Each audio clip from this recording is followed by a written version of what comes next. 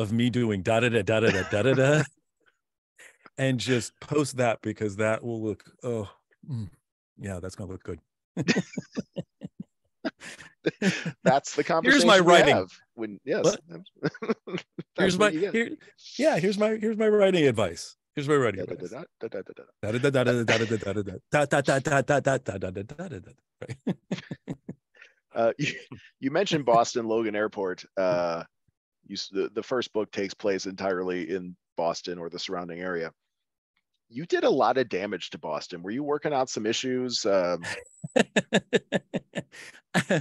You know, it's funny. I mean, I do not dislike Boston. Boston, it's funny. San Francisco and Boston, two of my favorite places. I'm fans of the sports teams in those cities as well. So, but yeah, I mean, there was just a couple of things, and I also am very, very intentional about, I don't like to just let's not just always blow up the Washington Monument and always blow up the White House. But there were just some places that just needed to go a little bit. And there were, I think it was also, I think, without giving away any spoilers or anything, what happens in the first book, the moment where there's this first explosion in the book, it shows this. I don't think it's telling anything out of school, but it shows the lengths that people who live thousands of years go to make sure that they're not discovered, Yes, indeed. And still some mysteries, at least as we go into book 3, which I haven't, only the first chapter. Still some mysteries about who is or is not around following explosions and chases and a bunch of things that happened during the first 2 books. Yep. Paris, you weren't especially kind to Paris in the second book. And another of my favorite cities. I love Paris. It's a lovely city. They're love letters with bombs is what they are. They're package bombs sent with a love letter, is what I would probably. Yeah, once I'm the again, Unilover. Your Google search history must be just a hellscape of explosives and plane hijackings and all sorts of stuff. It's by the way, also, Jeff, if you go in, because I looked at some stuff and did a lot of research with, I get a lot of prepper news. I bet. Not because I want to, but because I had to go and give my email or something to go get in and get some information. And it's a fantastic world. I mean, as crazy as we may think some of these people are, I absolutely 100% believe that my thousands-year-old characters would know all of this stuff and use it. Absolutely. Gosh, I want to be mindful of your time, but I've got a couple questions I still wanted to ask you. Sure. I think I've read your first 2 books 4 times now, I think, I want to say, over the last 3 years. Love them to pieces. One thing that I can't decide if I love it or if I'm missing something or I don't know what, but I'm pretty sure that through those first 2 books, we have 3 main characters, Alexander and Phoebe and Daniel. You never really describe them. Am I wrong? I feel like I don't really know what they look like. No, you're not wrong. So that was a conscious choice? That is a conscious choice because of a couple of reasons. One, I think that judging people by the outside of who they are is, we do that. I mean, I know that in certain books I'm going to. In my coming this summer, my Not Safe for Work book, Velvet Sledgehammer, it's an adult, very comic drama, high drama, highly comic book. Okay. It's been called vulgar and surprisingly poignant, right? By those who read it. You've made your sale. Yep. So it does kind of, it can go into it goes in deeper to the people, right? But I feel like this comes from my writing screenwriter background. Okay. My screenwriter background is that you don't tell what the actor looks like because you don't know who's going to read this, right? You have no idea. Now, if you're writing for a particular person, you can describe that, I guess. But in general, you need to tell what that person is, not what and how they act and how they would be portrayed, but not what they look like, because they could be a dark-haired person, they could be a blonde, they could be anything. And I also feel like a lot of people have in their heads these views of these characters, and then when you change anything, people freak out. Like if a movie gets made, or Yeah. J.K. Rowling got a lot of shit for when she had an African American, a biracial person play Hermione in a play in London, and it was like, she said, all I ever say is she has kinky hair. Right. All I ever bushy said. hair. Yep. She's bushy haired and kinky. That's all I ever said. And for me, if you want to look at process, and again, part of what I'm going to be doing soon is kind of go through some of this process. I have actors that I see, or some that are known, some that are not known, but I have headshots of people, and sometimes they're amalgamations of 2 or 3 people, that I'll have like 2 or 3 or 4 pictures up of a person in my character development that has all the traits of this person. So I have an idea of what they look like to a certain extent, in my own head and how I see them. But my job is not to tell you how to see your life. So, there was one review once that said, what, no Black people ever live in this world? And I was like, there's like 3 people, like it's like, Phoebe Amara, if you want to know the truth, if you want to get is to me a person who would be very much like, there's several actresses who are like this. They're born in London. They're half Indian, or half Southeast Asian and African American, or something, or a mix. And that's what I see Phoebe as, and it's like in all these other characters, Renica, people from the Middle East, and the whole Mediterranean. All of these characters are brown. None Right. of these characters are white. Right. Alexander can't possibly be at least all Caucasian. We don't know that much about his mom, but his dad can't. Yeah. I mean, Yeah. just age and location. Yeah, just age and location. So because, one of the things that was interesting is that when we were first talking about different things, one of the rules of the world is that in general, the people speak whatever language they're speaking, they speak, relatively speaking, without an accent. And the reason is because they're just so good at it. Like if they're speaking to us in English, they're either talking with a British accent or an English or an American accent. Right. If they're speaking French, they sound like they're French, and so, even along that, there's a little bit in the narration where you hear some accents, and those are great, and they're kind of in the book. But in general, these characters aren't whitewashed or singular. What they are is they are what they would be, which is they're from a long time ago. They don't look like us. They are already a mix of that whole cradle of humanity, a thing from the Mesopotamia and Africa and and the Mediterranean. Those places were, and Asia and all of that, where all these people came together and really formed who we are today. We're a lot different now, and so that's why I haven't described them, because I think that telling you any of that in concrete ways in a book makes you make a decision about people, which should be part of the story, like of who they are and where they're from. I think that's great. Great explanation. Speaking of characters, there's he's definitely a villain. And I guess Is he? the books have, I'm going to say yes. Okay. One of the bad people we run into is like a billionaire Yep. He's obsessed with immortality and youth, gets blood Yep. transfusions from Yes. 18-year-olds, doesn't believe in Yes. democracy. I'm just wondering, where did you come up with you live in the Bay Area. Where did you come up with an idea like Yeah. that? It seems pretty far-fetched. Yeah. Well, I definitely think that there is an archetype. There is an archetype. Certainly there are probably 3 to 5 people amalgamated into that. And weighted, with one perhaps being about 40%. I might have that person's name written You down in my might notes. guess, Yeah.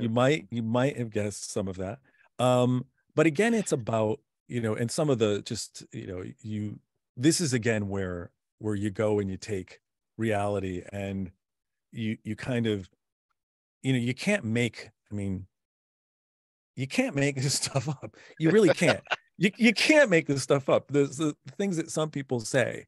And, I went through and took liberties with quotes and rephrased, some real quotes Uh-huh. of real There are certain people, things that character said that sounded awful familiar. awful familiar, and you Mhm. just can't make it up because, it's and to do so, right? Like people are like, oh, well, that's not really fair. You're whatever. You're not really taking that into consideration. And I'm like, no, dude, you got to understand. These are real people. This is about as real a story as one can get, except for this little device where these people age slower. That's the only thing that's in here that's sci-fi. Everything else is who we are and how we react to things and what would probably happen in certain cases.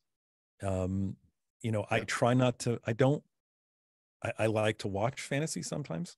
I'm a fan of a lot of it, but I tend to enjoy writing a little bit more based in reality, even if that's in the stars, even if I'm writing something that is fantastic.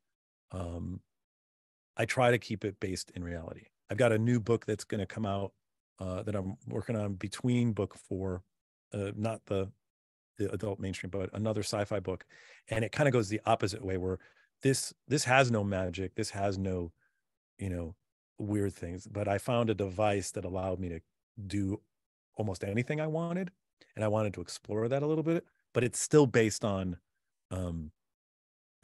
on science rather than on just having a power. And because I love giving myself constraints. Like one of the hardest things was to write some of the scenes where I had no way out, because I had no magic. I had no ability to do anything that was beyond the physical nature. And there were moments where I'm like, how am I going to get out of this scene that I've painted myself into, and cursed myself for not giving my characters some little ability here and there. I would like to end with one question that, to me, the answer seems super obvious, but I wind up hearing surprising answers from lots of other people, and it does tie into your books. If you could, would you want immortality? There's a quote at the beginning of the book. Mm-hmm. It's by an actor in the Twilight series, and Alex Mraz. And basically he says, I would not want to be immortal forever. And I think it's a great quote. And I think I think that I think all of us get, I don't know who has the people who have existential angst out there, understand this. I think the idea of not existing is weird. I think the idea of that we don't have any, understanding of what is afterwards. It was funny, like I read something yesterday or 2 days ago that was a very, very short quote. And it was, you know, um, it was, you know, not, they say nothing happens after you die. Actually, lots of stuff happens. You're just not part of it. And that's annoying, certainly. But But I think what this story has been for me is how do we come to our humanity, and how do we come to understand that there aren't always answers for everything, and that in the end of this story is driving to a finish that I've known for a long time. And it won't, I could say it a million times and it won't, I don't think people will get it, because it's just, it's not specific to an issue, but it just feels like I've always known where this goes. And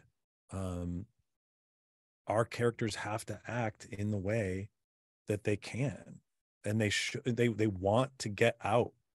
But these characters, especially the older ones, you know, they don't live in our world. These characters, all of them actually, Right. have lived in a world that doesn't exist today, and they've lived it for 98% of their lives. And we are the immature ones. We're the ones that don't know how exactly to live in this way that we live today. We're just learning how to do it. But wouldn't it be, I mean, wouldn't it be so cool to just be able to see what's happening on Earth 1,000 years from now? I would love it. I think I that would I love that would. too. I would love it. I think the weird part is, if have you read the We Are Bob series I have not. or listened to it? Mm-mm. You haven't? No. Oh, I can it's put it on my list. it's definitely definitely you should listen to it. Ray Write it Porter down right does now. it. He's amazing in it. And the premise is simple. It's not giving away anything because it comes in the first few minutes. Um, Bob is a guy who puts himself into, he signs up so he can freeze his head. And, you know, Oh. if he dies, he's going to get woken up in the future, Mm-hmm. when they can solve whatever killed him. And, you know, not long after he does, he dies, and he wakes up like immediately afterwards, and it's 300 years in the future. And oh, by the way, a very religious group has decided that it was against God and nature to have this happen. And so AIs are based off of these things, and you can only be used as a slave in a way. And this character is an engineer and is set out to control a a a ship that goes off and helps try to find find resources and stuff for humanity. And what the most interesting thing about it is, the question is Bob, because he's a copy, Okay. you know, even if he exists, like, does the me that would be copied, right? Do I know that I have the future, right?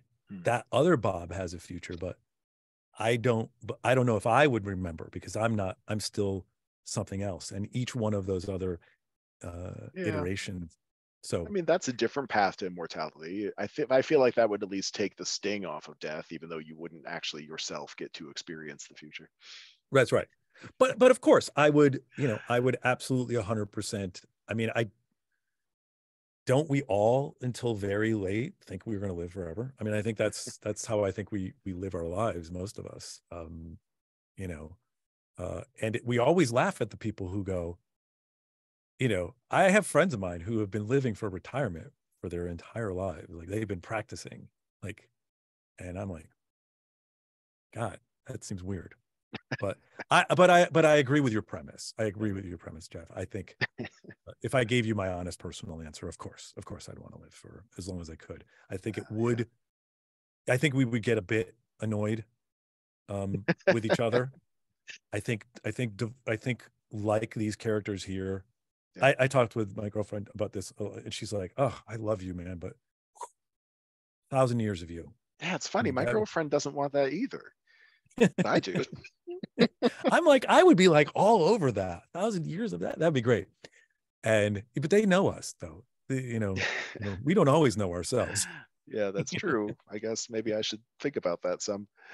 All right. Last thing I'm going to say is that I said this 3.5 years ago when I was like this much invested into what you were making. And now it's like, because it blew up on me and I love it so much. This should be a TV series. I feel like it just, you could almost just film what you wrote. And I really hope that someone's listening, because surely someone's listening. Well, remember, I'm a screenwriter first. And I wasn't even thinking about that 3.5 years ago, but now you're putting all these ideas in my head. Yeah. And we've, I have thought about how this would be, and we've developed actually how we could go forward in, because I think that the story as it is really good. I think the story as a basis, but I also think that from the beginning of any television series or a movie or anything, I would want to see the other things that are going on in the background that we see a bit more as we come. The story started out like this, and it kind of grows, and we start to see all of the things that we didn't see that were hidden. And one of the cool things about people who have read this book a couple of times, and the greatest compliment, by the way, that you can give me, and you have given me, and others have given me, is that they have reread this book and that they have found it to be enjoyable the second or the third time. Because there are things in there that when you read the third book, it will make you go back and want to read, or at least look at parts of the first and second book where you're like, wait, did he just dovetail that together? And that's been some of my most fun things, is to make this. I always knew where most of these things were going. Characters do surprise me at times. But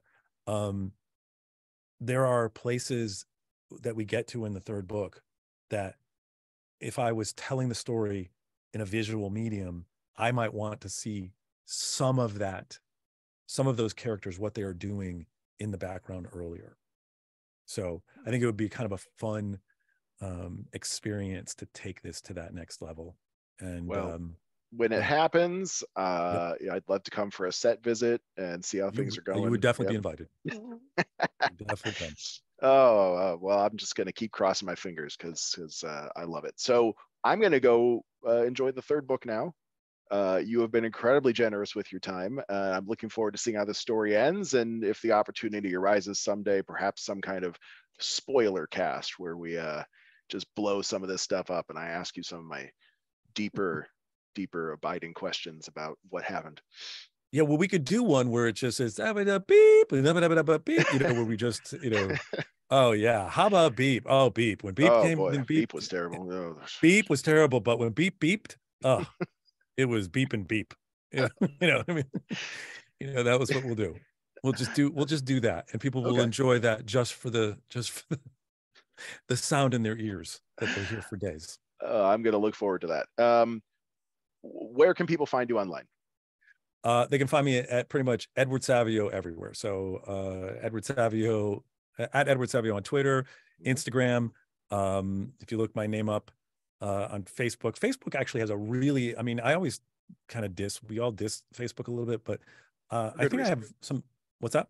For good reason. Yeah. For good reason. But I think I have some of the best interactions with fans there. And I do interact with fans. So if you do like this stuff, and even if you don't and you want to talk to me about it, I'm there. I'm not, I'm available because I find it interesting.